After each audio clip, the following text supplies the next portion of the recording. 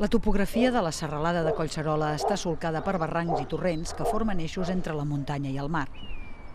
Una bona part del paisatge urbà l'ha definit el curs de les rieres que abans passaven a cel obert, com la de Sant Miquel, que en aquest tram ha donat lloc a l'avinguda Príncep d'Astúries. El creixement urbà ha tapat les rieres, però els carrers en conserven el traçat. Les canalitzacions s'han anat estenent sota la llera dels antics torrents, com el col·lector d'aigües residuals que s'acaba de fer al torrent de Penitents, una de les moltes infraestructures que s'han anat creant per controlar el sobtat cabal dels aiguats de primavera i tardor.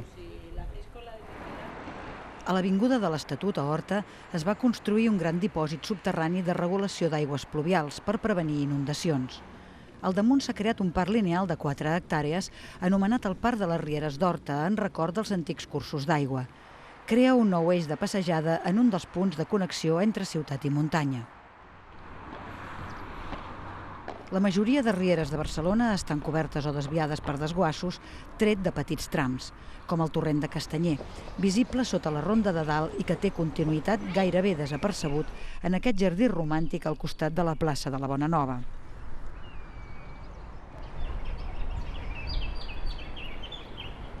Al barranc de l'Infern, al peu de Collserola, hi neix el torrent del Frare Blanc, una riera que es conserva en bona part a cel obert en paral·lel a l'avinguda del Tibidabo.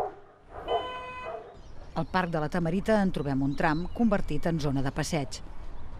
Més amunt, el torrent queda encaixonat entre noves edificacions, algunes a la mateixa llera.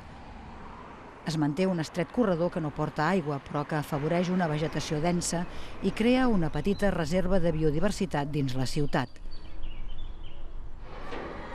A l'interior de finques hi ha trams com aquest, en què s'ha interposat una de les edificacions de Cosmo Caixa.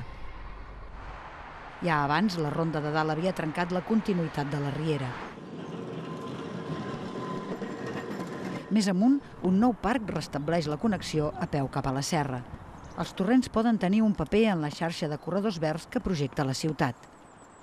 Els torrents i les rieres, que són com corredors, són com entrades de la natura a la ciutat, són com uns dits verds que van penetrant a la ciutat i que ens han de permetre estendre aquesta natura des de Collserola principalment cap al centre de la ciutat fins a lligar-ho amb el litoral.